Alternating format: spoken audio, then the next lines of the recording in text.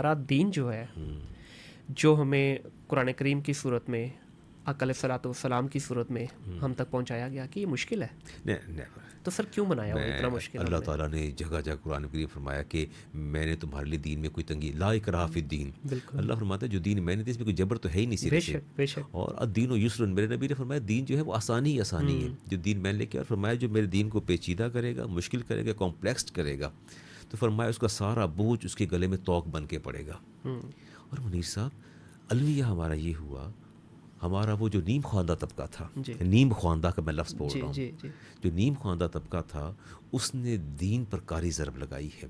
اتنا کمپلیکیٹڈ کر کے ہمارے نوجوان بچوں کے سامنے دین کو رکھا ہے جی کہ آپ سوچ نہیں سکتے.